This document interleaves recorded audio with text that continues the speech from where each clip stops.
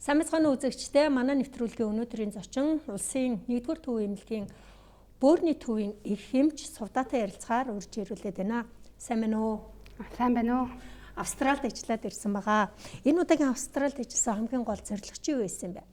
За тэгэхээр Австрал биднээс багаараа дөрүүлээ яваад ирлээ. 10 хоноод Австралийн тухай ялангуяа парамедикийн тогтолцоо гэж юу гэдгийг энэ талаар судлаад ирсэн. За тэгээд явхаас өмнө бас Австрали улсыг бас хой хүний хадлаас судлаад бас ямар орн бэ гэдэг. Яг тэгэхээр урд нь Австрали явж үзээгөө. Миний бие болохоор Америк нэгдсэн улсад магистра хийгээд Японы докторийн зэргийг хамгаалсан байгаа. Тэгээд өндөр хөгжилтэй орнуудын нэг нь бол Австрали улс байдаг. Тэгээд Австралийн парамедикийн тогтолцоог судлахын тулд парамедикийн хоёлаа хүмүүс тайлбарлая. Эмнэлгийн тусламж тийм ээ? Тусламжтай. За тэгэхээр парамедик гэдэг маань өөрөө харьцангуй манай Монгол улсад бол ойлголт харьцангуй шинэ гэж хэлэхээр байгаа. Яг тэгэхээр парамедик гэж яхад цаана болохоор түргэний эмч, эмнэлэг хүртэлх тусламж үйлчилгээ гэсэн үг ярих хэвээр. Тэгэхээр парамедик гэдэг нь болохоор ер нь дэлхийн улс оронд 3 тогтолцоо ажилладаг. Англи, Америкийн тогтолцоо, Франц, Германы тогтолцоо, холимог тогтолцоо гэдэг энэ 3 тогтолцоонд болохоор хоорондоо ялгаатай хин эмнэлэг хүртэлх тусламжийг үзүүлж байна вэ гэдгээс Англи, Америкийн тогтолцоо гэдэг нь болохоор парамедик гэдэг эмнэлгийн мэргэжилтийн тодорхой хугацаанд бэлтгээд газар дээр нь болон түргэний машинаар зөөх явцад түргэний машинаар тусламж үзүүлдэг ийм хүмүүсээр дамжуулж үлддэг. Герман, Франц, Германы тогтолцоонд болохоор эмч хүн энэ тусламжийг үзүүлдэг. Тэгэхээр манай Монгол улс бол энэ тогтолцоогоор явдаг. Зарим улс орн бол холимог тогтолцоо гэж ажилладаг. Тэгэхээр эмчийн туслах одоо эмч парамедикууд хамтран ажилладаг гэсэн үг. Тэгэхээр энэ тогтолцоо Австрали улсад ямар байд юм бэ? Эндээс биднээс юу суралцаж болох вэ гэдэг талаар суралцахаар бидэд дөрүүлээ явсан байгаа. Яагаад Австралийн эрүүл мэндийн салбарын Монгол улсад яг энэ Монголын эмч нарыг энэ чиглэлээр сургая, туршлага судлуулъя гэд өрсөн болоо. За тэгээд 2018 онд эрүүл мэндийн яамны мэргэжилтэн Бархас гэдэг ихч маань Сувдаа нэг Австралиас хүмүүс ирсэн юм эмнэлэг хүртэлх тусламжийн чиглэлээр ажиллая гэдэг өсөлтөйгаа маа чиний хамтраадах гэд. Тэгээ хамтарч ажиллаад нэг орой 103 түргэний машинд явсан. Тэгээд бид хэд түргэний эмчтэйгээ цуг хамт айлвдар яваад тусламж үзүүлсэн. Тэгээд бүр толгоос ихсрээд хүү Сувдаастаа танах эмчнэр чинь үнэхээр мундагийн сэтгэлтэй даанч та нар тоноол төрөөсөө алга энэ хүмүүстээ бас юм зааж сургах хэрэгтэй байна гэд. Тэгээд бид нартай энэ тал дээр яг ажиллах бидэнд мэрэгчлэлтэн байна. Бидээс бүх талаар дэмжиж хамтран ажиллах сонирхолтой байна. Тэгээ энэ асар их зөрүүтэй байна гэд. Тэгээд тэр үед гэхдээ би бодож ирсэн юм л да. За яагаад ингэж хэлэвдээ? Яа биднээс бас болцоогоор сайн ажиллаж байгаа штэ гэд. Тэгээд сая энэ яг Австрали яваад үзсэн чинь үнэхээр харьцуулшгүй өөр юм байлээ. Угаасаа тусламж үйлчилгээ үзүүлдэг багаж тоног төхөөрөмж нь бол бүх зүрх судасны, амьсгалын, тэгээд төлөвлөлийн үеийн, төрөх үеийн ингээ бүгдээрээ багцаараа эмүүд нь бүр ингээ игнэтээ ингээ маш гоё игнэт ингээ бүх шаардлагатай эмүүд тэнд гарын дор бүх материал нь байдаг. Тэгтэл манай улсын хүнд болохоор биднээс анхны шатны наад захын амин үзүүлэлтэд үзүүлдэг тоног төхөөрөмж дээрээс нь даралт хүнсээ үзэн хүчил төрөгчийн маск хүчил төрөгч өгөх тийм л хангамжтай байдаг л хөгжилтэй орн бол бүгдийг ингээ хангацсан байд юм байна гэж харсан. За тэгээ очиж сургалтын суулаа. Бид нар метрологи баазын хувьд бол яг эдийн засгийн холбоотой засаж залруулах юм бол их байгаа. Яг тэндээс манайд ажил болгоод хэрэгжүүлчихээр шин санаанууд юу бах вэ? За тэгэхээр биднес гол зорилго маань болохоор парамедик гэж юу юм бэ? Энэ талын сургалт нь ямар түвшинд явагдсан бэ гэдгийг судлахаар биднес явсан. Тэгээ энэ сургалтыг мэдээж Австралийн эмэг шууд хуулна гэж байгаа байхгүй тэр өндөр хөгжилтэй тий дотоодын нийт бүтээн дэлхийд тэргүүлдэг. Тэгээ жилдээ нэг хүн эрүүл мэндэд $7,500 Америк доллар зарцуулдаг. Тэгэхэд манай улс бол жилдээ нэг хүн нэг $570 Америк доллар зарцуулдаг байгаа. Тэгэхээр энэ асар зөрүүтэй эмэг биднээс яг Австралийн эмэг хуулна гэж байгаа байхгүй. Гэхдээ алхамаар хийх боломж бидэнд бол зөндөө байна. За нэгдүгээр юун төрөнд энэ эмнэлгийн тусламж үйлчилгээг эмнэлэг хүртэлх тусламж үйлчилгээ үзүүлдэг хүмүүсийнхаа сургая тий наацхан. Ягаад гэхээр өнөөдөр түргэний машин залуухан эмч бүсгүй явна, дээрээс нь залуухан эмч мэрэгчлэлтэн залуу явна.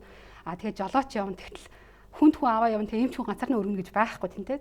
Хажууд нь сайхан жолооч тий чадaltaй хүн байна. Тэр хоёр хамтарч ажиллахаас аргагүй тий. Тэгэхээр хамгийн түрүүнд жолоочийг яжиж сургая. Тэгээ гамшиг янз бүрийн осол гэмтэл болох юм бол аврах ангийнхан гал сөнөөгч цэргийнхнийгаа сургая гэд ийм олон хүнийг хамтарсан сургалтыг хийя гэсэн бодол төрсөн.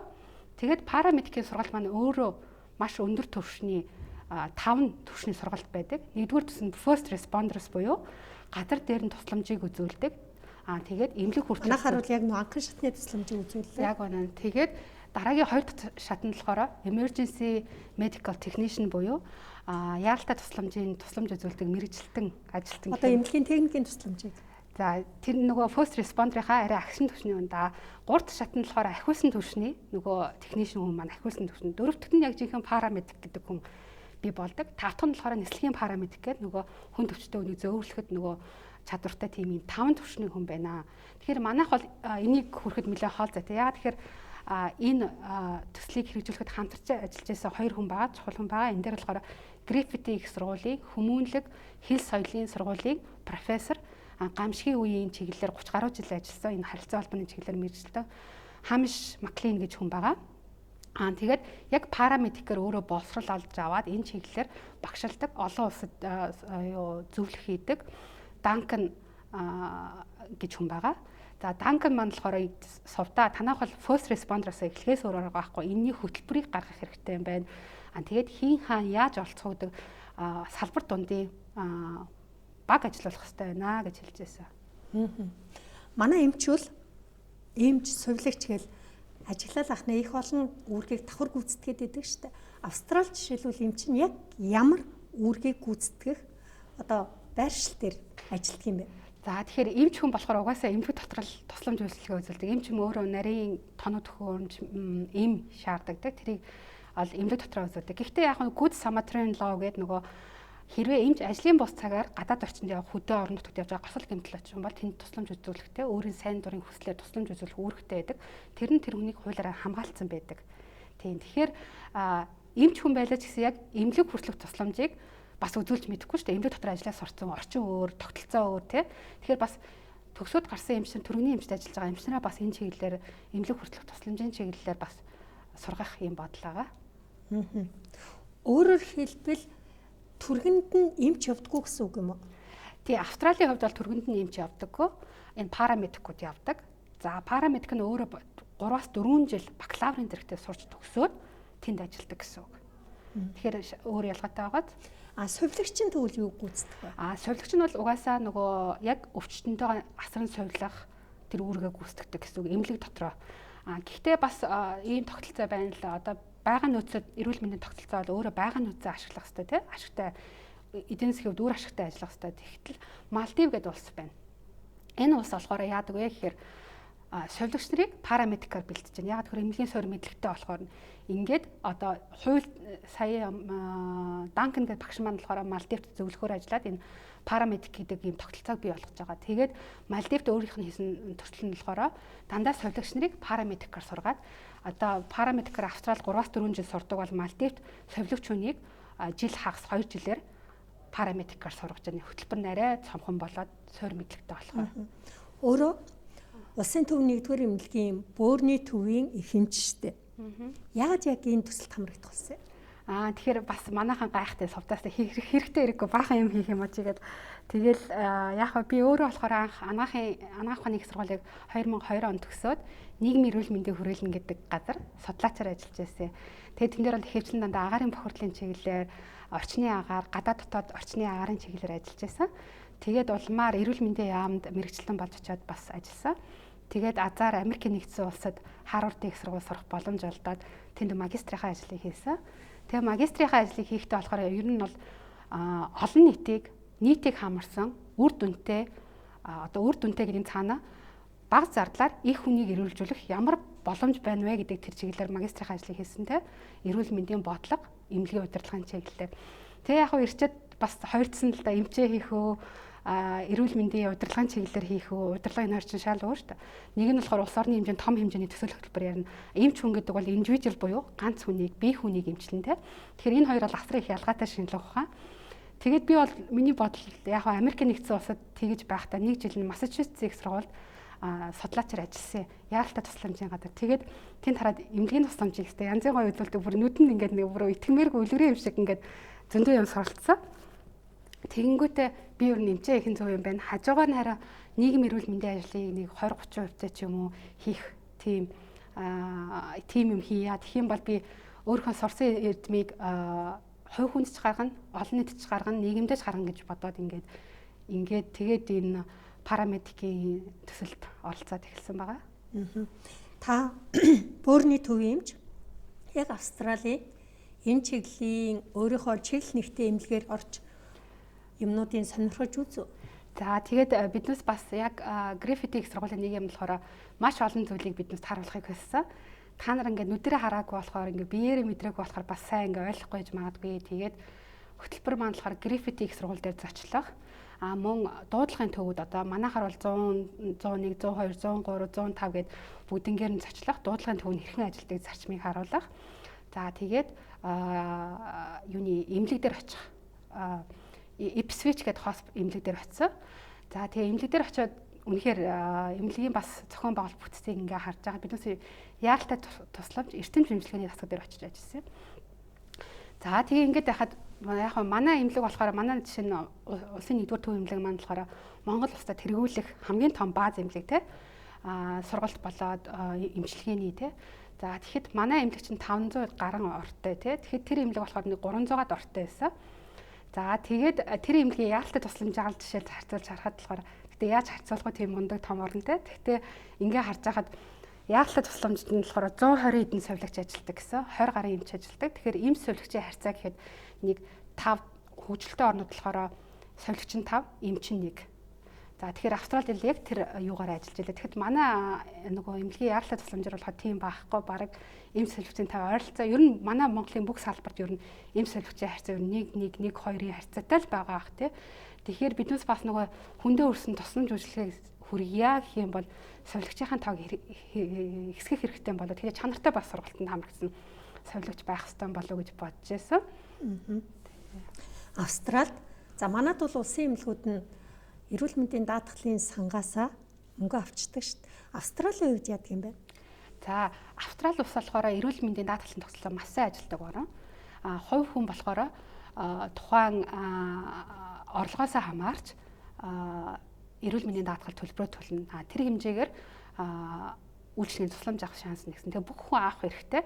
Гэхдээ та илүү их мөнгө гаргаад хувийн даатгалд хамрагдах юм бол бас илүү нөгөө хүртээмжээ өөрийнхөө эмнэлэгт хамрагдах боломжоо нэмэгдүүлнэ. Жишээ нь манай нөгөө бидэнтэй хамт ажилласан Хаамиш гэдэг доктор гэхэд хэрвээ би ингээд илүү мөнгө төлчих юм бол улсын эмнэлэгт бол би ойчор хүлээнэ. Магадгүй 2-3 хоног ч юм уу 4-5 хоног ч юм уу хүлээнэ. Хувийн эмнэлэгт би давхар даатгуулчих юм бол би ерөөсөө ойчор хүлээхгүйгээр тэнд тусламж үйлчлэгийг авнаа гэд хэлжсэн. Тэгтээ бол чанарын хувьд ялгаа байхгүй, хугацааны л асуудал яригдана гэж хэлжсэн. Манайхан ингэдэг штэ. Улсын эмнэлэгт чи одоо ингээд нөгөө нэг хэвтгиймсэн. За тэгээ нэг 7 хоног ч юм уу 10 хоног гэл байгаад байдаг штэ. Австрали жишээлбэл ямар ах юм? Барагтай хүнийг би хэвтүүлдэггүйгээ сонсч байсан. Тий, ихэнх онцлогоо эмчилгээ бол бүгд амбулаторийн үйлчилгээгээр явагдана. Амбулаторийн үйлчилгээ гэдэг нь маань болохоор хэвтэн эмчилгээхгүй, амаар уух нөгөө эмийн зөвлөд явуулна гэсэн. Тийм, тэгээд бас нэг монгол хүмүүсийн нэг юм тийм эмнэлгийг нэг амралтын юм шиг ойлгоод байдаг. Үгүй ээ, тийм та ингээд хувь хүнийхээ хувьд та эмнэлэг твтад нэг сайхан болж байгаа боловч та тий таны оронд хичнээн хүнтэнд эмчлэгдээд эрүүл болоод гарахыг бодох юм бол бас өөртөө нэмэр болж байгаас бусад айгүй олон нөгөө гай болно гэж би боддtiin. Тэгээд ялангуяа өвчнүүдтэй ингээд зөвлөгөө хэвтийгээд ороод орсон үнд биеийн байдлыг тайлбарлаад лабораторийн үзүүлэлтийн тайлбарлаад таны эмч инхээр сайн байна, ийм байна. Та энэ нэмэл уучрахад таны асуудал шийдэгдэнэ. Ийм арга хэмжээ авбал таны өвчин эмгэгчийг лаашрна гэдэг ингээд сайн тайлбарлаад өгөх юм бол хүмүүс бас ойлгод юм уу? Сүүлийн үед энэ олон улсад ангаах ухаан дээр чанартай урт наслах гэдэг асуудал яриад эхэлсэн байна шүү дээ. Манайхан бол ингээл 60 гарахаараа зүрх судас ч юм уу эсвэл бөөр гэл дандаа нэг харахыг суур өвчтэй байгаад байдаг. Тэгвэл Австрали жишээлбэл яг энэ чанартай урт наслах гэдэг дээр хүмүүсээ өвдүүлэхгүй байх дээр ямар арга хэмжээнүүдийг авч явахын сонирх уу? Яг сонирхож нэг яг насцангуудын эрүүл мэндийн талаар бол яг газар дээр нь судалсан юм байхгүй. Гэхдээ ер нь өндөр хөгжилтэй орнуудыг харж байхад ерөөсөө л урьдчилан сэргийлэх гэдэг юм маш чухал. Урьдчилан сэргийлэх гэдэг нь өөрөө тэр хүн өвчин эмэг тусгаас өөрийгөө хамгаалж наад захын одоо хөдөлгөөн биеийн тамираар 7 хоногийн 3 удаа хамгийн багадаа 30 минутын дасгал хөдөлгөөн идэвхтэй хөдөлгөөн хийж явах хэрэгтэй. Энэ гэхдээ манай хүмүүс гэдэг би ажил хийж байхдаа маш их хөдөлгөөнтэй ажилтдаг. Үгүй яг өөртөө зарцуулсан тийм бодиттой юм цагийг идэвхтэй хөдөлгөөнд оруулнаа. Яагаад 30 минут гэж хэлээд байна те? 20 эд минут гэх юм бол хүн цусандаа байгаа бэлэн өөх тосыг тэжээлийг ашигладаг. 30 минутаас дээш гараад ирэхээр илүүдл өөх тосоо шатаана, илүүдл нөгөө бодис хуримтлагдсан юмар шатааж алга боломж шүү дээ. Тийм болохоор ийм тасгал хөдөлгөөн гэдэг бол 1.8. Хоёрдугаарт нь хооллолт. Хооллолт гэдэг нь болохоор юу гэж байна гэхээр манайхаа одоо давстай цай уудаг тий. Тэр давстай цай давсныхаа хэрэглээг бууруулах хэрэгтэй байна. Өөх тосныхаа хэрэглээг багасгах хэрэгтэй байна. За тэгээд чихэр гурилан бүтээгдэхүүний хэрэглээгээ багасгаад тэрний хооронд идж байгаа хоолных нь бараг 5-ных нь 50% ногоож юмс байх хэвээр. Тэгхийн бол таны нөгөө элдв хангаа өвчин тусгай эрсдэлчин буурна. За дараагийн хөдөлгөөн хоолнд 3 дахь нь стресс одоо орчин үеийн хүмүүс бол бүгдээрээ биднес өдөр тутам мөнгө олохгүй амьдралынхаа төлөө зүг стресст бол маш их хүртэж байгаа. Тэгэхээр энэ стрессээс тайвшруулах арга хэмжээг дуртай юм а хоббигоо хийх юм уу ямар нэгэн байж байгаа стрессийнхаа менежментийг хийж явах хэрэгтэй. Ууландаа алах уу те. Тэгэхээр энэ олон арга хэмжээг хийж болно. Австралид ойролцоогоор за нэг өдөрч байдаг юм уу эмнэлэгт хэвтэх зардал нь өвчний байдлаас шалтгаалгал. Гэхдээ ойролцоогоор ер нь ямар төлбөртэй байдаг юм бол сонирхож тэрийг сонирхож үзээгүй. Тэгвэл та бодлоо одоо жилдээ $7,500 Америк доллар зарцуулдаг гэж бодохоор ер нь бол асар их мөнгийг зарцуулдаг нь ойлгомжтой. Тэгвэл яг хувь хүний карманаас ихэнх мөнгө гарахгүй даатгал ажиллаж байдаг. Даатгалаас ихэнх мөнгө гарч байгаа тийм л байгаа тий. Даатгалд хэдэн хувийг төлдөг юм бол? Тэгэхээр энэ нөгөө ямар даатгалд хамрагдахаас хамаарч харилцан адилгүй байдаг гэсэн олон нийтийн яг нөгөө social health insurance буюу олон нийтийг хамарсан одоо манайх шиг юм адилхан систем ажилладаг. Дээрээс нь давхар хувийн даатгалын систем ажиллана. Тэгэхээр аль их мөнгө төллөөд аль олон даатгалд хамрагдсан байна. Тэр хэмжээгээр хармаанаас мөнгө гарахгүй даатгал нь төлнө л гэсэн. Нөгөө нэг insurance like гэдэг яг тэрхээрээ л явчихдаг юм байна л да. За баярлалаа Сувд амчаа. За баярлалаа. За үзэгчдээ өнөөдөр бид нэвтрүүлэгтээ зочноор Улсын нэгдүгээр төвийн эмнэлгийн Бөөрний төвийн эхэмж Сувд амчтай ярилцлаа. Та Монголын үндэсний олон нийтийн радио телевиз Монголын мэдээ сувгаар Явлаа ирлээ нэвтрүүлгийг хүлээн авч үзлээ.